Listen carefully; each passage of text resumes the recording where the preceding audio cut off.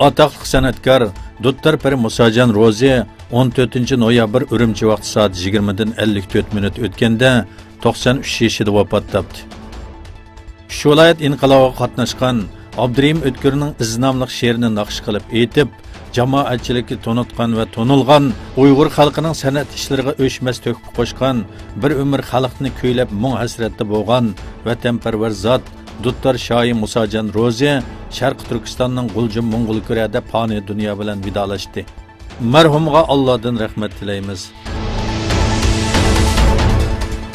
Sharq Turkiston Milliy Kengashi xulosa doklati e'lon qilindi. 6 noyabr Janvada Xitoyga qarshi namoyish o'tkazilgandan keyin 7 noyabrdan boshlab 10 noyabrgacha Germaniyaning Myunxen shahrida Sharq Turkiston Milliy Kengashi chaqirildi. 10 moddalik bayonotda muhojiratga Uyg'urlarning nishoni va prinsiplari asos qilindi.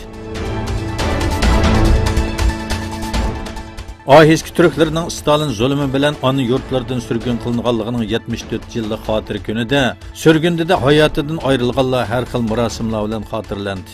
100 mingga yaqin eski Türkiye, Gruziyaning eski rayonidagi yurtlardan chiqarilib, Sovet ittifoqining yiroq joylariga sürgün kılınğan. 1944 yili 14 noyabr ham tarixdagi azoblarni isbotlab turmoqda.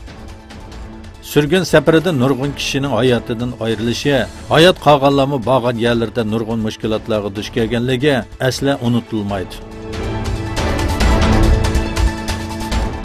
Amerika parlament a'zolari Sharq Turkiston uchun harakatga o'tdi.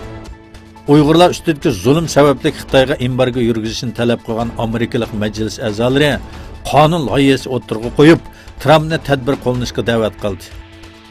Avam palata a'zosi Cumhuriyetçi Chris Semiz bu yomonlikqa sherik bo'lgan Xitoy hukumat amaldorlari hisob berishi va Xinjiang rayonida yuqori texnikalik saqchi davlat qurishga yordam bergan Amerikalik shirkatlar cheklamaga uchirish kerak dedi.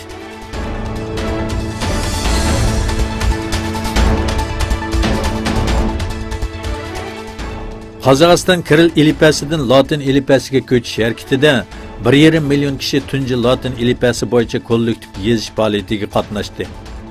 Qozog'iston Madaniyat va Tantarbiya ministrligi tarafidan mamlakat miqyosida o'tkazilgan faoliyatlarga qatnashgan 1,5 million kishi kutubxona va boshqa ma'rif organlarida o'xshash vaqtda anlatilgan sin hujjatini Latin harflari bilan yezib chiqdi.